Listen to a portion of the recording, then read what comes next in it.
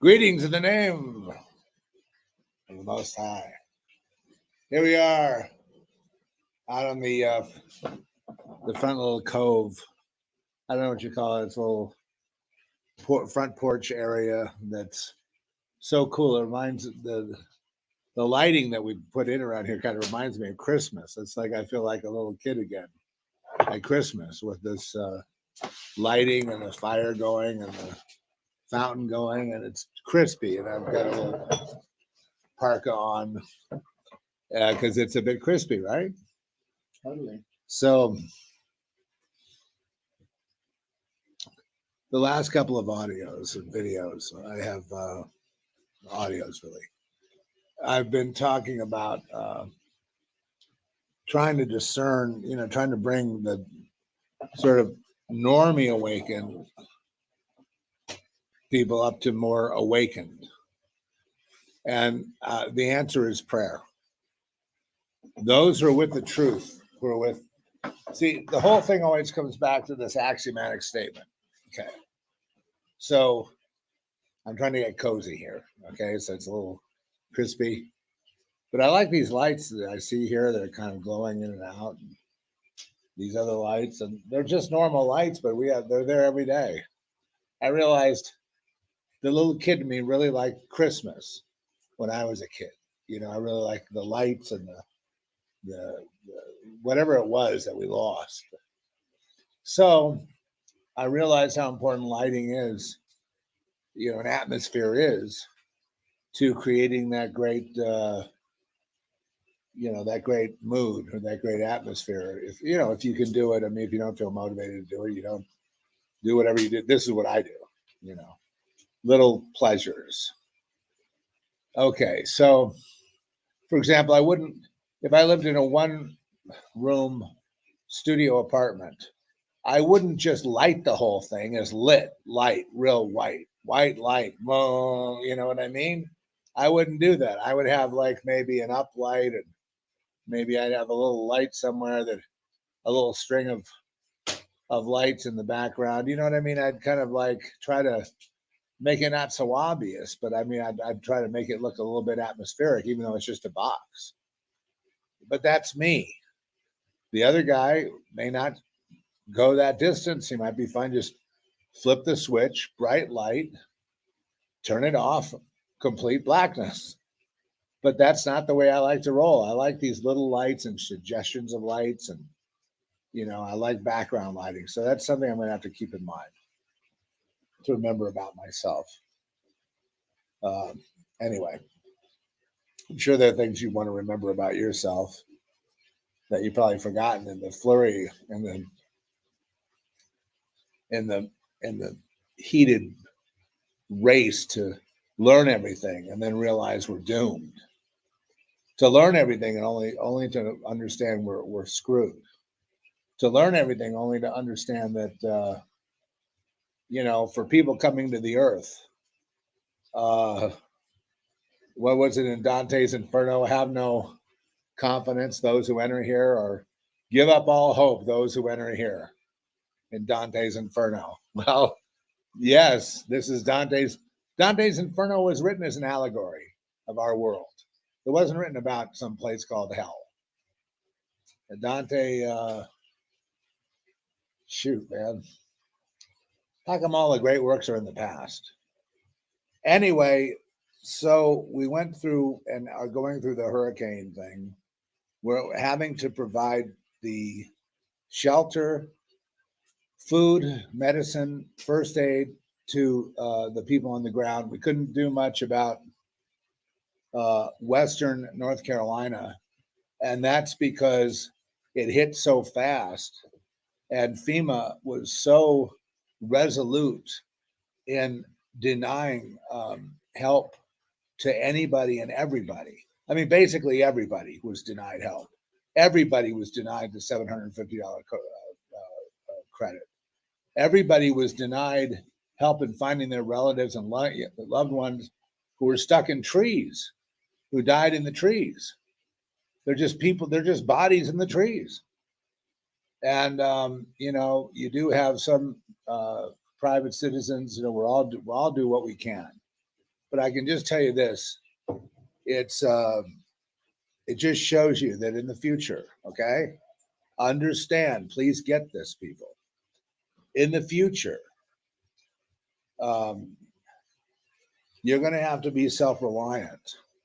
We're all going to have to be self-reliant. We're all going to have to be, able to take care of each other. For example, if you're buying food and stocking up on MREs, and I don't know what they sell, the Patriot Supply. What do they sell? Like freeze-dried food? Okay, you got to buy enough. Like you got to figure your neighbors aren't going to take care of themselves. So you're going to have to overcompensate because they're going to need food. I think we've had a respite.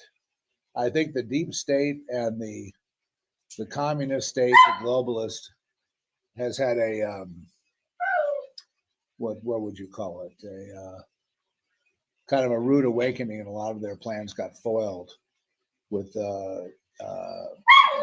planned and engineered Hurricane Helene, and then we had Hurricane Milton, and both of those have failed to meet expectations. The second one, Hurricane Milton, they after they were hit with the weather wars, and after they were hit with all the videotape of FEMA refusing to help anyone. What assholes you people are! Seriously, fellow Americans in need, and you just leave them there to die. I don't even understand it. I can't even comprehend that. But that's what you did, and that was on videotape, and that got so much pressure on FEMA that they had to back off their big plan of making that a big thing before the election. And now they're just hoping to suppress the vote enough in North Carolina that they can finally put their communist glam face of a puppet dictator into the office, that further making a further joke out of America than already is, which is almost impossible. America is the biggest joke that ever lived now. But that makes sense. America was very prosperous.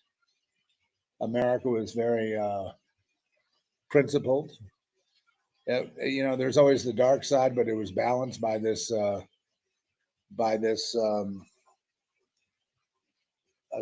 won't say sense of moral duty, but just, we were the most generous nation on the planet. We had done a lot of good things, but we were corrupt. And that corruption, which I've been talking about from the beginning, which involves for children, unfortunately, it's like either play ball or get trafficked. And that's where it is for the children now. And that's basically what I went through. The same kind of thing. The fact that I would object to pedophilia, I would object to satanic abuse, I would object to things that I saw going on around me, and only because of the psychological damage that it had done. In fact, eventually taking the life of my daughter, who could not shake the hard wiring from being abused as a child. In fact, then seeking abusive relationships because there's no psychiatrist, no group, no nothing could take that off of her. So she jumped off a bridge and killed herself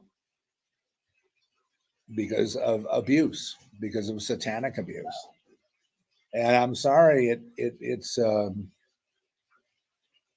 and that made me, that strengthened me as a advocate against the world system. And it's the very thing that brought me to the internet, and the very thing that I wanted to expose about Los Angeles and Hollywood and big business and society, which is that society is rotten to the core. And I thought I had done this in the movie Society, that it's rotten to the core. And in my more adolescent days, I was like, it should be burnt to the ground then. I was in sympathy with people that were dissatisfied with the world and wanted a better place. But the rulers of the earth They don't want to burn it to the ground. They want to burn you to the ground. They want no more you. They want no more human. And now we have the robots being introduced. So let's talk about that for a minute. Yeah, be on the lookout for more of these weather wars, especially using cold, electricity, blackouts. They're also saying that they will not seat Donald Trump if he wins. And if he loses, they're going to round up Trump supporters, I guess, on the basis that they're putting out misinformation and disinformation. Like, for example, the information about weather wars, well proven, already published, right in your face, no denying it, will probably end up getting people a ride to the slammer. Because why? Because even if you read about it in the newspaper, even if it's on the front page of the New York Times, and you mention it again, that mentioning it is going to be illegal. And, it's all that. I notice now they've got the trans kids up to about 3% of the population. This is all part of the eugenics plan. It goes into what Naomi Wolf called the real plan behind COVID, which is to basically end childbirth, to bring childbirth as low as it can possibly, or to zero, is what they want to do with childbirth. So that is well underway. All these programs that involve going against, whatever norm, calling the norm. Let's see. Look what they do with Christianity. They call Christianity a paternal religion that's based on a theocracy that puts people to death that don't.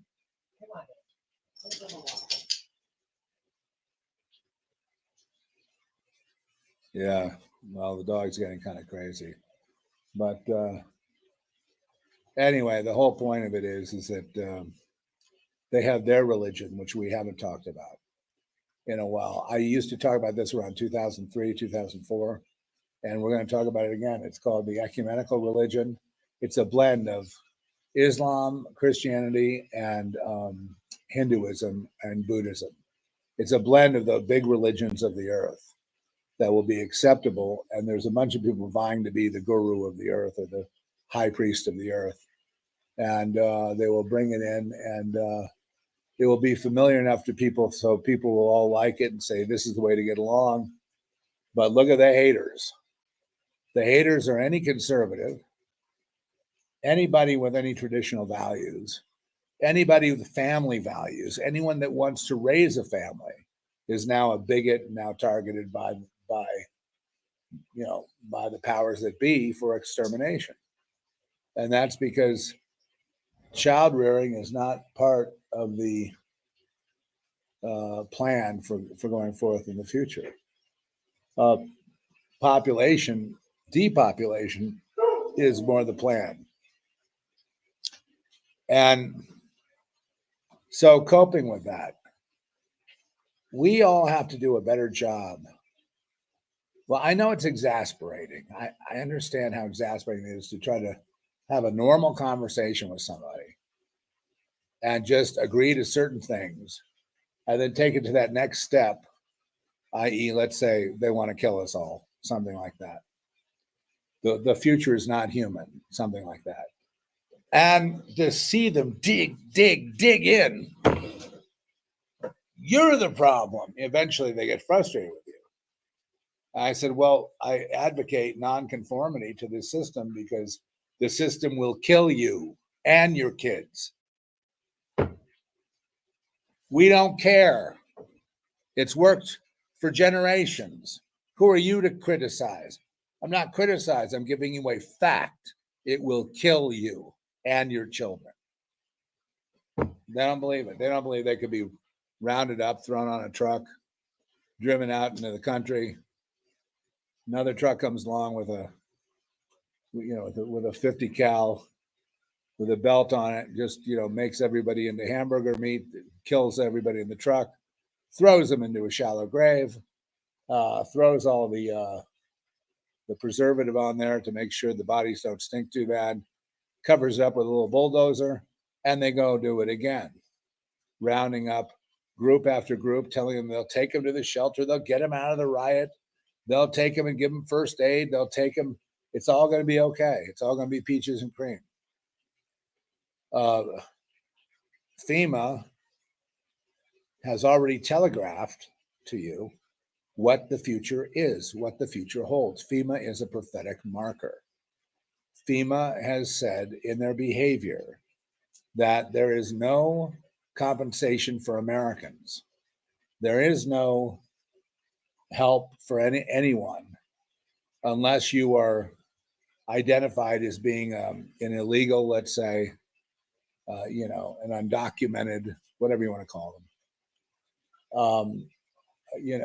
Any kind of liberal, any kind of Democratic operative, especially anyone of color, would get you off the hook and get you possibly some relief. But anybody that is, for example, West North Carolina, mainly a population of white people that have been mainly, conservative, hardworking people. They never meant harm to anybody. They never tried to hurt anyone. But they learned a big lesson, didn't they? They learned that the U.S. government can actually turn their machines into weapons against them, i.e. the helicopters that came around and washed destroyed the supplies at the airport with the air wash from the rotors, just because they could. Now, though, they say, well, the guys that did that in that one helicopter have been suspended. It wasn't just one helicopter. It wasn't just one FEMA guy. It's FEMA. FEMA. So let's cut to the $1 million question then. Like you, I can't see a way forward with Trump. I mean, think about it, guys, gals, kids. Think about it. He wins. They don't seat him. Constitutional crisis. What happens?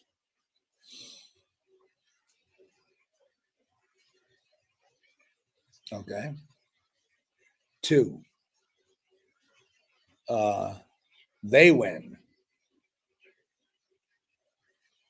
They get seated and comfortable. What's the next thing that happens? Attorney General, baby, on the warpath looking for patriots or anybody that would subscribe to something that had to do with God, country, family, kids, especially the people that want to protect kids, are enemy number one. And did you ever think people that wanted to protect their kids from being transgendered? Think about this. Is that an unreasonable thing that, they at least, if they want to make a decision like that, let them wait till they're at least, out of the house or, close to adulthood or 18 or whatever. So some future time where they can make up their own mind about what they want to do with their bodies. But until then, the parents may say, well, they're very anxious to transition you. But what they're very anxious about is, this is the thing that's going around the internet right now. If your parents vote for Trump, you don't ever have to speak with them again. We'll take care of you. If anyone disagrees with your transitioning, you don't ever have to speak with them, your parents, anyone ever again. We'll take care of you. Be with us. We're a growing movement, and we will engulf the entire world. And the only reason that could happen is because people did the thing that we talked about they shouldn't do, which is conform to the world system and not to the Lord. Conform to the flesh, not to the spirit. Conform to this world. And conformity involves embracing the flesh. What are the classes out there they have now? What are the things they're using? They're using ayahuasca and all these hallucinogenic drugs to loosen people up sexually, so they will give in sexually. They're using sex, and sex now is between many partners, not one, and using sex to basically steer people into addictions that they will be, for example, porn is good, sex is good, BSDM is a kink-aware psychiatrists or psychologists are good to go to learn to accept your kink rather than try to resist it. Now, don't ever do that. That's stupid, right? So any form of sex with kids in the 6th grade, 2nd, 3rd, 4th, 5th grade, sex in the classroom, all good. It's all good. It's all part of the plan. And it's all part of the plan of making sure there are no more families, that the state is the family, the state is the father and the mother. And this is classic right out of Karl Marx. Usually we see the rise of the psychiatrists and the mental hospitals. Nope, not this time. I predicted that, and maybe I was wrong. Let's wait a little while to see, because a number of mental hospitals can just appear overnight. They're very quick to put them up. That would be for anybody that disagrees with the state, anybody that disagrees with the one-party system. The one-party system is in place in California, and you see what happened there, right? You see what happened there. So it's going to be interesting. At some point they're going to call you out and tell that you're going to have to tell them your decision. Are you going to be with them? You know what I mean? Are you going to conform? Let them have their way with you now. Do what you're told. And everything's going to be peaches and cream, baby. Everything's going to be, you'll be taken care of. Or go your own way. Take your own chances. And don't scream and cry if the world turns mean on you. Because the world can be a very, very mean place. Meaning they can leave you to die over and over again, or use you in an experiment or whatever. They can really mess you up. But what I found is that I have never regretted the decision to go. Well, when the Lord showed up, I went with him. And I went with Jesus. I went with Scripture. I went with the Word of God. And I was also, somewhat of a scholar of Hinduism, Buddhism, and some other, various religions around the world. And this is not a religion. It's not a relationship either. It's a way of consciousness. It's a production of consciousness. It's a production of, it's the way, the truth, and the life. So the word truth is in it. So they hate the truth. Life is in it. So they are a death cult. Everything that Jesus is, they are the opposite. They are the way. We are the way. And that way is Christ. And where does that lead? Well, that leads to the ultimate purpose of our birth, which is to, become eventually tabernacles of the Most High God. What? Tabernacle of the Most High God? Yeah. Read about, what do you think the New Jerusalem is? Yeah. Well, you got some reading to do, but I'm just saying it's a very exciting thing. And it's also exciting to, like that second hurricane, everybody was praying. Well, there was so much pressure on them and prayer. Everything that was done and screaming after Helena and the FEMA did to North Carolina. Funny, Biden's going to visit there today. What a joke. But anything they can do, screaming and yelling, and it didn't matter. All their plans were uprooted. And a good deal of it is due to prayer. Massive prayer turned off that Hurricane Milton. I mean, it could have been, worse than Helene, but it wasn't, because they had to back it down. They had to stop concentrating it with their NexRad radars. You've seen the NexRad. Look up NexRad and Doppler radar, weather control, or HAARP, HAARP or HARP, weather modification systems, atmospheric. There's a number of labels where you can get a lot of information on weather and the manipulation, or even if you like earthquakes. What I'm told now is that the main earthquake machine is in Antarctica. And, there's layers and layers of miles and miles of security around all that stuff, so nobody can get there. No one even knows really what's there. But this machine can deliver frequencies anywhere in the globe to any coordinate, including Florida, including, Alabama, including Georgia, including South Carolina, North Carolina, including all that whole area, that whole targeted area.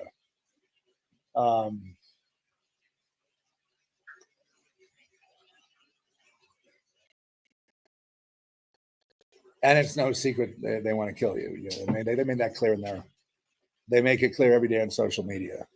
They prefer a world without two parties, a world without conservatives. And the thing is, I've never been called conservative in my life. I've always been a free spirit artist. I've never been looked at as a conservative, like somebody with a tie and a coat on, sitting at the country club, drinking martinis and looking at the neighbor's wife's ass. I just see the way I characterize that, right? That's just not the way I want to go in life. And I want to produce things, and I don't care who acknowledges it and who doesn't. I just want to keep moving. And so far today, it looks like it's going pretty well. But I don't know what they're going to pull next. I think that the way they're behaving, I'm not sure. They were very cocky earlier. Now they're not so cocky, but they seem confident, excuse me. Kamala Harris, well, the whole story of her and how she came up through politics and her competency level to handle complex policy, her need, to be president, to win, may just deliver. I can't call it at this point. I just know that whatever it is, I'm going to be fine. There's going to be no change with me, and therefore there's going to be no change with you. Okay? We're going to continue on. We have a long ways to go. There'll be different presidents of left and right and up and down, and it'll be a big fight for this globalism. Meanwhile, they'll be sneaking the robots in and all that. But anyway, there's a lot to do, no matter who wins. So what I'm preparing you guys for is the event that the eventuality that maybe, your team might not win. Now I know you're not for Kamala because you don't really like celebrities. You don't like being dictated to. You don't like being told where to live, what to do. You don't like, you want to live free. It's freedom versus slavery. Most people in America want to be slaves. See, that's what you're fighting. That's why they may win. People want to be slaves. Beginning with our number one people, the people that make the most money, the actors and the musicians, they want to be slaves. They don't give it. And you bring this subject up at all, they get mad. They throw you out of their house. They don't ever come back here. Because you don't want to be reminded of the deal you made so you could have your mansion in Montecito, eh? Your mansion in Maui. Oh, don't tell me. Your investment in lithium batteries in North Carolina. Some people have just resigned themselves to it's an inside game. You're going to have to take a big bite out of a shit sandwich. You better take that bite and act like it's good and then work your best to do the right thing. Wrong. Everyone that does that fails. Everyone that does that dies in misery. It's a horrible, believe me, I've seen them. I see them every day. Look, if I had to do a podcast about my peers, it would be this. Regret City, Chapter 1. Bob sat on the bed alone for the 104th day, filled with regrets. Regrets that he could not begin to acknowledge even existed. Regrets about things that were not done and were done. But he can't acknowledge even one of them for fear he might kill himself.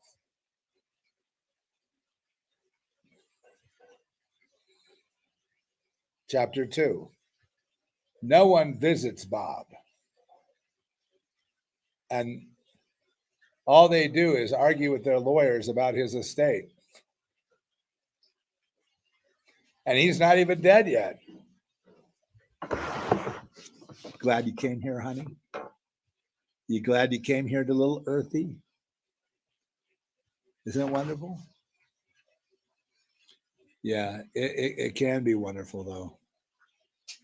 With faith, with absorption in faith. Absorption. Got to take care of those people in North Carolina. Absorption.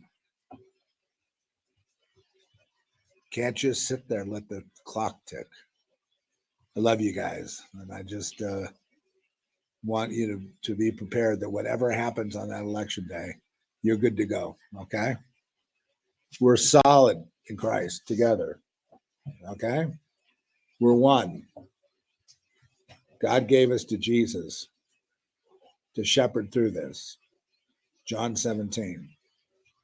Okay? He wouldn't have done that unless we were already chosen. Before the world ever was, we were in Christ. I bid you shalom. If you would like to leave a message, press 1.